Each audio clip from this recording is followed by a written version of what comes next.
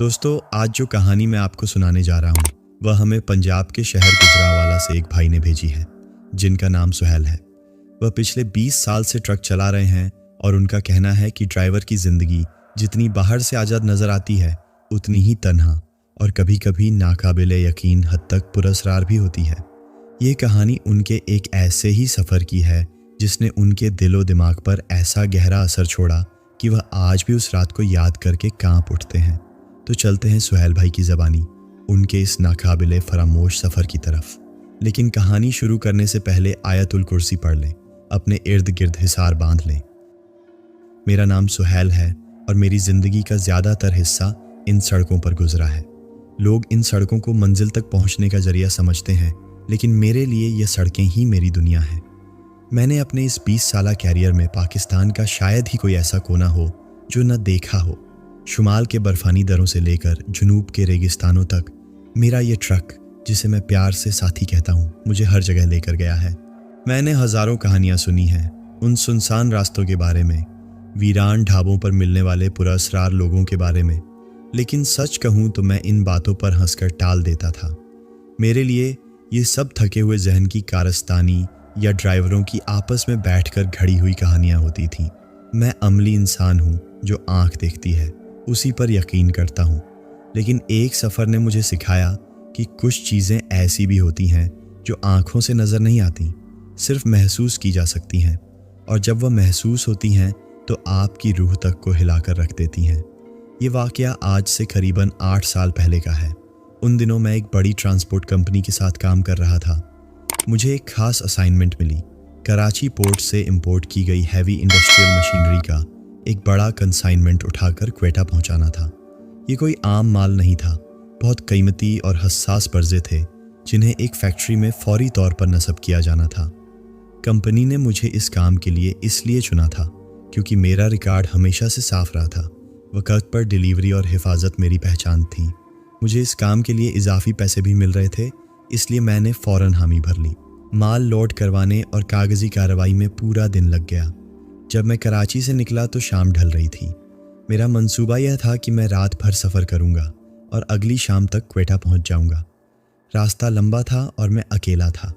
कराची से निकलते ही मैंने सुपर हाईवे पकड़ी और फिर हब से होते हुए आरसीडी हाईवे पर चढ़ गया। ये रास्ता बलूचिस्तान के दिल से गुजरता है, वंदर, ओथल, बेला, खुजदार और फिर क्वेटा। जो लोग इस रास्ते पर सफ़र कर चुके हैं वह जानते हैं कि यह इलाका कितना वसीया, वीरान और संगलाखा है। दिन के वक्त भी यहाँ मीलों तक कोई आबादी नज़र नहीं आती, सिर्फ चटियल पहाड़, खुश्क मैदान और सड़क पर दौड़ता आपका ट्रक। शुरू का सफ़र काफ़ी अच्छा रहा। मैंने अपनी पसंदीदा कव्वालियों की कैसेट लगाई और ट्रक को एक मुस्तहकम रफ्तार पर चलाता रहा। बेला क्रॉस करने के बाद रात गहरी हो चुकी थी। आसमान साफ था और तारे ऐसे चमक रहे थे जैसे किसी ने काले कंबल पर हीरे बिखेर दिए हों। सड़क पर ट्रैफिक न होने के बराबर थी। घंटों गुजर जाते और कोई इक्का दुक्का गाड़ी मुझे क्रॉस करती। उस तन्हाई में एक अजीब सा सुकून था। शहर के शोर शराबे से दूर मैं और मेरा साथी अपनी मंजिल की तरफ बढ़ रहे थे। खुजदार पहुंचते पहुंचते रात के 2 बज चुके थे। वहाँ एक छोटे से होटल पर मैंने ट्रक रोका, टायर चेक किए, इंजन का जायज़ा लिया और ख़ुद के लिए एक कड़क चाय बनवाई। होटल का मालिक एक बूढ़ा बलोच था। उसने मुँह से पूछा कि कहाँ का इरादा है। मैंने बताया कि क्वेटा जा रहा हूँ। उसने एक अजीब सी नज़र से मुझे देखा और कहा, पुत्र, अब आगे का रास्ता ठीक नहीं है। वड और उसके आगे का इलाका रात को सफ़र के लिए महफूज नहीं समझा जाता। बेहतर है सुबह होने का इंतज़ार कर लो। मैंने उसकी बात सुनी अनसुनी कर दी, क्योंकि मुझे जल्दी पहुँचना था और मैं उन वहमी बातों पर यकीन नहीं रखता था। मैंने उसे मुस्कुराकर कहा, बाबा जी, अल्लाह मालिक है, दुआ कीजिएगा। वहाँ से निकलने के बाद सड़क की हालत मज़ीद ख़राब हो गई और वीरानी भी बढ़ गई। अब तो इक्का दुक्का गाड़ी भी नज़र नहीं आ रही थी। सिर्फ मेरे ट्रक की हेडलाइट्स थीं जो उस बेरहम अंधेरे को काट रही थीं। पहाड़ों के साए चांदनी रात में और भी बड़े और खौफनाक लग रहे थे। हवा में एक अजीब सी खामोशी थी, यहाँ तक कि झींगुरों की आवाज़ भी सुनाई नहीं दे रही थी। मुझे पहली बार उस रास्ते पर एक हल्की सी अजनबियत और बेचैनी महसूस हुई। मैंने खुद को समझाया कि यह थकावट की वजह से है। मैंने शीशा नीचे किया ताकि ताज़ा हवा का झोंका मुझे जगा दे। मैं वर्ड से आगे निकल चुका था और अब एक ऐसे इलाके में था जहां सड़क पहाड़ों के बीच में से बल खाती हुई गुजर रही थी। यह इलाका सोरांज कहलाता है। यहाँ न कोई मोबाइल सिग्नल थे और न ही दूर दूर तक किसी इंसानी आबादी का कोई नाम व निशान।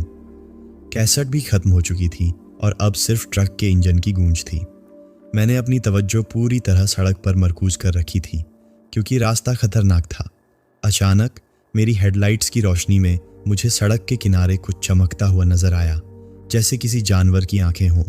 मैंने रफ्तार आहिस्ता की, सोचा कोई लोमड़ी या जंगली बिल्ली होगी, लेकिन जब मैं करीब पहुंचा तो वहां कुछ भी नहीं था। मैंने कंधे उचकाए और उसे अपना वहम समझकर आगे बढ़ गया। अभी मैं चंद 100 मीटर ही आगे गया हूँगा कि मुझे वही चमक दोबारा नजर आई, लेकिन इस बार सड़क की दूसरी तरफ। मैंने फिर गौर किया और जैसे ही मेरी रोशनी उस पर पड़ी वह गायब हो गई। अब मुझे थोड़ी परेशानी हुई, यह कोई आम जानवर नहीं लग रहा था। मैंने सोचा कि शायद रोशनी का इन्हिकास हो रहा है, पहाड़ों में मौजूद मादनियात, मिनरल्स की वजह से ऐसा हो सकता है। मैंने खुद को यह तसल्ली दी और सफ़र जारी रखा, लेकिन अब मेरे दिल में एक अनजाना सा खौफ सर उठाने लगा था। मैं इस बात से बिल्कुल बेखबर था कि यह तो सिर्फ उस खौफनाक रात की शुरुआत थी। खुद को तसल्ली देने के बावजूद मेरे हवास अब पहले से ज़्यादा बेदार हो चुके थे। मेरी नज़रें सड़क के साथ साथ इर्द गिर्द के माहौल का भी जायज़ा ले रही थीं। वह चमकती हुई आंखें मेरे जहन से चिपक कर रह गई थीं। मैंने अपनी रफ्तार थोड़ी और बढ़ा दी। दिल में यही ख्वाहिश थी कि जल्द से जल्द ये पहाड़ी सिलसिला ख़त्म हो और कोई खुला इलाका आए, लेकिन रास्ता ख़त्म होने का नाम ही नहीं ले रहा था। सड़क सांप की तरह उन पहाड़ों के बीच लहराती जा रही थी और हर मोड़ के बाद मंजर पहले से ज़्यादा वीरान और वहशतनाक लगता था। अभी मैं इस वाक़या को जहन से झटकने की कोशिश ही कर रहा था कि एक और अजीब चीज़ हुई। मेरे ट्रक की हेडलाइट्स अचानक एक लम्हे के लिए झपक कर बंद हुईं और फिर दोबारा जल गईं। मैंने सोचा शायद कोई वायरिंग का मसला है। मैंने डैशबोर्ड पर नज़र डाली, सब कुछ ठीक था। इंजन भी बिल्कुल सही चल रहा था। मैंने उसे नज़रअंदाज कर दिया, लेकिन चंद मिनट बाद लाइट्स दोबारा इसी तरह झपके। इस बार वह 1 सेकंड के बजाय 3-4 सेकंड के लिए बंद रहीं। उन चंद सेकंड के घुप अंधेरे में मुझे अपनी सांस रुकती हुई महसूस हुई। जब लाइट्स वापस आईं तो मेरा दिल ज़ोर ज़ोर से धड़क रहा था। मैंने फ़ौरन ट्रक सड़क के किनारे रोका। मैंने फैसला किया कि इस मसले को देखे बगैर मैं आगे नहीं जाऊंगा। मैंने टार्च उठाई और नीचे उतरा। बाहर का माहौल ट्रक के अंदर से कहीं ज़्यादा सर्द और प्रासरार था। हवा बिल्कुल साकित थी और एक अजीब सी नाकाबिले बयान खामोशी थी। मैंने बोनट खोला और वायरिंग चेक करना शुरू कर दी। मैं कोई माहिर मैकेनिक तो नहीं हूँ, लेकिन 20 साल की ड्राइवरी ने मुझे बुनियादी चीज़ें सिखा दी थीं। मैंने सारे कनेक्शन चेक किए, सब कुछ अपनी जगह पर मजबूती से लगा हुआ था। मुझे कोई खराबी नज़र नहीं आई। मैंने कंधे उचकाए और बोनट बंद कर दिया। शायद बैटरी की कोई तार हिल गई होगी। मैं जैसे ही वापस ट्रक में बैठने के लिए मुड़ा, मुझे अपने पीछे सड़क पर कुछ घिसटने की आवाज़ आई, जैसे कोई भारी चीज़, कोई बोरी या चटाई ज़मीन पर रगड़ रही हो। मैंने फ़ौरन पलटकर टार्च की रोशनी उस तरफ फेंकी। सड़क खाली थी, दूर दूर तक कुछ नहीं था। मैंने चारों तरफ रोशनी घुमाई, पहाड़ों की ढलानों पर, सड़क के किनारे, लेकिन वहाँ मेरे और मेरे ट्रक के सिवा कोई तीसरी चीज़ मौजूद नहीं थी। अब मेरा माथा ठनका। ये आवाज़ कहाँ से आई थी? मैंने खुद को डांटा, सुहैल पागल हो गया है क्या? हवा से कोई झाड़ी हिली होगी। लेकिन दिल में एक खौफ की लहर दौड़ चुकी थी। मैं जल्दी से वापस ट्रक में आकर बैठ गया और दरवाज़ा लॉक कर लिया। मैंने गहरी सांस ली और दोबारा सफ़र शुरू किया। ट्रक चल पड़ा और शुक्र है कि लाइट सब बिल्कुल ठीक काम कर रही थी। मैंने रेडियो ऑन करने की कोशिश की ताकि कुछ शोर हो, लेकिन उस वीराने में सिग्नल कहाँ मिलने थे। सिर्फ एक साई साई की आवाज़ आ रही थी। मैंने उसे बंद कर दिया। मैं अभी चंद किलोमीटर ही आगे बढ़ा था कि मुझे वहीं घिसटने की आवाज़ दोबारा सुनाई देने लगी, लेकिन इस बार बहुत ही वाज़ेह और बहुत करीब से। ऐसा लग रहा था जैसे कोई मेरे ट्रक के नीचे घिसट रहा है। मेरा खून रगों में मुंजमद हो गया। मैंने रफ्तार बढ़ा दी, ये सोचकर कि शायद कोई चीज़ टायर में फंस गई है और तेज़ रफ्तारी से निकल जाएगी, लेकिन रफ्तार बढ़ाने से वो आवाज़ भी तेज़ हो गई। मैं पसीने में भीग चुका था। मैंने साइड मिरर में नीचे देखने की कोशिश की, लेकिन कुछ नज़र नहीं आ रहा था। मैंने ब्रेक लगाने और दोबारा चेक करने की हिम्मत नहीं की। मैं बस चलता रहा। वो आवाज़ मुसलसल मेरे साथ चलती रही, कभी धीमी हो जाती, कभी तेज़, जैसे कोई मेरे साथ खेल रहा हो। तकरीबन 10-15 मिनट की इस अजियत के बाद वो आवाज़ अचानक बंद हो गई। मैंने कुछ लम्हे इंतज़ार किया, लेकिन जब वो दोबारा नहीं आई तो मैंने कुछ सुकून का सांस लिया। मैंने सोचा शायद मुसीबत टल गई है, लेकिन मैं गलत था। असल मुसीबत तो अब शुरू होने वाली थी। सड़क पर एक तेज़ मोड़ काटते हुए जैसे ही मेरी हेडलाइट्स ने अगला रास्ता रोशन किया, मेरे रोंगटे खड़े हो गए। सड़क के ऐन बीच में एक शख्स खड़ा था जिसने सर से पांव तक खुद को एक काली चादर में लपेटा हुआ था। वो बिल्कुल साकित था, जैसे कोई मुजस्सिमा हो। मैंने ज़ोर से हॉर्न बजाया और साथ ही ब्रेक पर पांव रख दिया। ट्रक एक दिल दहला देने वाली चीख के साथ उस शख्स से चंद फुट के फासले पर रुका। मेरी आंखें फटी की फटी रह गईं। वो कौन था? इस वक्त इस जगह पर वो क्या कर रहा था? मैंने दोबारा हॉर्न बजाया, लेकिन वो अपनी जगह से हिला तक नहीं। उसने कोई रद्द अमल जाहिर नहीं किया। वो बस वहाँ खड़ा था, एक स्याह हयोला की तरह। मेरे जहन में हर तरह के ख्यालात आने लगे। कहीं ये कोई डाकू तो नहीं, कोई राहजन जो मुझे रोक कर लूटना चाहता हो? लेकिन उसका अंदाज डाकुओं वाला नहीं था। वो अकेला था और बिल्कुल बेहिस्सो हरकत। मैंने हिम्मत करके खिड़की का शीशा थोड़ा सा नीचे किया और चिल्लाया, कौन हो भाई?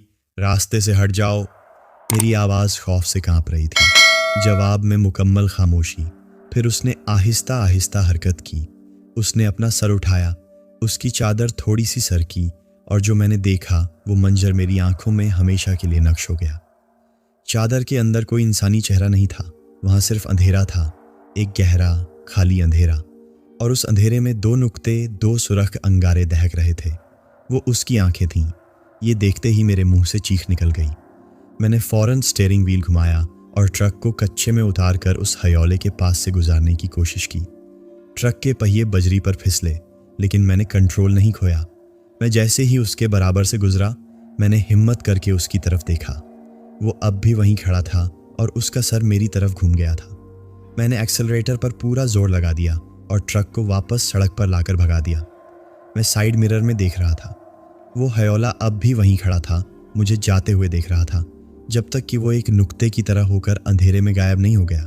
मैं जान चुका था मैं किसी इंसान से नहीं, किसी और ही मखलूक से टकराया था। उस हयोले को पीछे छोड़ने के बाद मैंने ट्रक की रफ्तार कम नहीं की। मैं बस भाग रहा था, उस जगह से, उस मखलूक से, उस खौफ से दूर। मेरा पूरा जिस्म कांप रहा था, हाथ स्टीयरिंग व्हील पर लरज रहे थे और माथे पर पसीने के कतरे मोतियों की तरह चमक रहे थे। मैंने ऊंची आवाज़ में जो भी सूरतें और दुआएं मुझे याद थीं पढ़ना शुरू कर दी। मेरी नज़रें बार बार शीशे में पीछे देख रही थीं कि कहीं वह मेरे पीछे तो नहीं आ रहा। काफ़ी देर तक कुछ नहीं हुआ। सड़क खाली थी और मैंने खुद को यह यकीन दिलाने की कोशिश की कि शायद वह वहीं रह गया है, शायद मैं उसके इलाके से निकल आया हूँ। मैंने अपनी सांसें बहाल करने की कोशिश की, लेकिन सुकून की यह उम्मीद बहुत जल्द दम तोड़ गई। मुझे अपने ट्रक की छत पर एक हल्की सी खटखटाहट सुनाई दी, जैसे कोई कंकड़ गिरा हो। मैंने उसे नज़रअंदाज किया, लेकिन फिर एक और आवाज़ आई, इस बार ज़्यादा ज़ोर से, और फिर आवाज़ों का एक सिलसिला शुरू हो गया। ऐसा लग रहा था जैसे कोई मेरे कंटेनर की छत पर चल रहा है। मेरे होश और हवास खता हो गए। ये कैसे मुमकिन था? इतनी तेज़ रफ्तार ट्रक पर कौन चढ़ सकता था? वह मखलूक मेरे ट्रक पर सवार हो चुकी थी। अब मैं भाग नहीं सकता था। मैं उस लोहे के डिब्बे में कैद था और वह मेरे ऊपर था। चलने की आवाज़ें कुछ लम्हे आती रहीं और फिर बंद हो गईं। मैंने सोचा शायद वह उतर गया है, लेकिन फिर कंटेनर के पिछले दरवाजे पर ज़ोर ज़ोर से दस्तक होने लगी। ठक ठक ठक, जैसे कोई दरवाज़ा तोड़कर अंदर आना चाहता हो। मैंने चीखना शुरू कर दिया। मैं किसको पुकारता? वहाँ मीलों तक कोई मदद करने वाला नहीं था। दस्तक की आवाज़ें शदीद होती गईं। मुझे लगा जैसे कंटेनर का दरवाज़ा उखड़ जाएगा। मैं रो रहा था और अल्लाह से मदद की दुआ मांग रहा था। फिर दस्तक बंद हो गई और एक ऐसी चीज़ हुई जिसने मुझे तोड़ कर रख दिया। मुझे ट्रक के कैबिन के अंदर अपने पीछे वाली छोटी सी सीट से अपनी मरहूमा माँ की आवाज़ सुनाई दी। वो बिल्कुल उसी तरह मेरा नाम पुकार रही थी जैसे बचपन में पुकारती थीं, सुहैल पुत्र रुक जा। एक लम्हे के लिए मैं सब कुछ भूल गया। ये मेरी माँ की आवाज़ थी, वही शफकत, वही मोहब्बत। मैंने बेइख्तियार ब्रेक पर पांव रख दिया। ट्रक की रफ्तार कम होने लगी। उनकी आवाज़ फिर आई, पुत्र तू बहुत थक गया है, थोड़ी देर रुक जा, आराम कर ले, मैं तेरे पास हूँ। मेरे आंसू बह निकले। मैंने पलटकर पीछे देखने की हिम्मत की, लेकिन पीछे वाली सीट खाली थी। और जैसे ही मुझे यह एहसास हुआ कि यह एक धोखा है, एक फरेब है, कैबिन के बाहर मेरी खिड़की के शीशे पर एक जोरदार धमाका हुआ। मैंने डर कर उस तरफ देखा। शीशे पर एक हाथ का निशान बना हुआ था, जैसे किसी ने पूरी ताकत से शीशे पर हाथ मारा हो। लेकिन वह हाथ किसी इंसान का नहीं था। उसकी उंगलियां लंबी, पतली और नाखून तेज थे, और उस हाथ के निशान के बीच में से शीशे पर एक बारीक दरार पड़ गई थी। मैं समझ गया, अगर मैं रुक जाता या पीछे देखता तो मेरा काम तमाम हो जाता। वह मखलूक मेरी सबसे बड़ी कमजोरी, मेरी माँ की मोहब्बत को इस्तेमाल कर रही थी। मैंने दोबारा ट्रक भगा दिया। अब मुझे परवाह नहीं थी कि इंजन को क्या होता है या टायर फट जाते हैं। मैं बस जिंदा रहना चाहता था। वह मखलूक अब मेरे साथ खेल नहीं रही थी, वह मुझे मारना चाहती थी। ट्रक का स्टीयरिंग अपने आप दाएं बाएं हिलने लगा, जैसे कोई मुझसे उसे छीनने की कोशिश कर रहा हो। मैंने पूरी ताकत से उसे सीधा रखा। हेडलाइट्स फिर से झपकने लगी। इस बार वे जलने से ज्यादा बुझती लग रही थी। हर कुछ सेकंड के अंधेरे में मुझे लगता कि वह मखलूक मेरे सामने आ जाएगी। मैं इस जहन्नुम से गुजरता रहा। मुझे वक्त का कोई अंदाजा नहीं रहा। अचानक मुझे दूर से एक रोशनी नजर आई, एक छोटी सी टिमटिमाती हुई रोशनी। मुझे लगा शायद यह भी कोई धोखा है, लेकिन जैसे जैसे मैं करीब होता गया वह रोशनी बढ़ती गई और मुझे एक छोटी सी आबादी के आसार नजर आए। वह मस्तूंग रोड पर एक लेविज की चेक पोस्ट थी। मेरे अंदर एक नई उम्मीद जागी। मैंने अपनी पूरी ताकत जमा की और ट्रक को उस रोशनी की तरफ दौड़ाया। जैसे जैसे मैं चेक पोस्ट के करीब होता गया, मेरे ट्रक पर होने वाले हमले कम होते गए। स्टीयरिंग का हिलना बंद हो गया, लाइट्स ठीक हो गईं और छत पर से आने वाली आवाज़ें भी गायब हो गईं। जैसे ही मैं चेक पोस्ट की रोशन हद में दाखिल हुआ, सब कुछ एकदम नॉर्मल हो गया। मैंने ट्रक को पोस्ट के पास जाकर रोका और बेइख्तियार हांड पर सर रखकर फूट फूट कर रोने लगा। 2 लेविज अहलकार भागते हुए मेरे पास आए। उन्होंने मुझे बाहर निकाला, पानी पिलाया। मैं कांप रहा था और कुछ बोलने के काबिल नहीं था। उन्होंने मेरे ट्रक का जायजा लिया।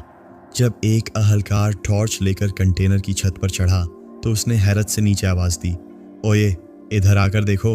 मैं और दूसरा अहलकार उस तरफ भागे।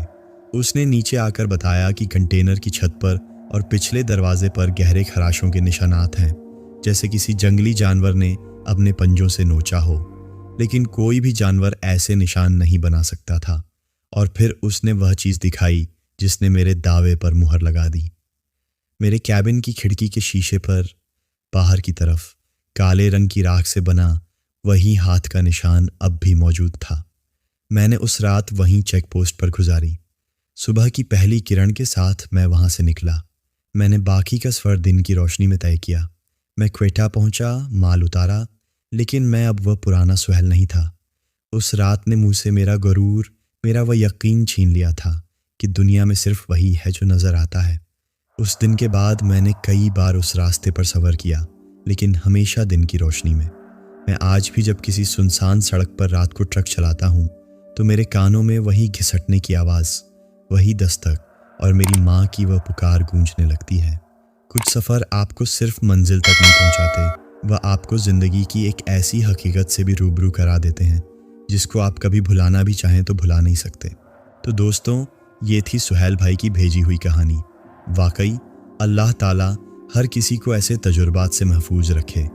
इस कहानी से एक बात तो साबित होती है कि इन सुनसान रास्तों पर सफ़र करते हुए हमेशा महतात रहना चाहिए और अल्लाह को याद रखना चाहिए।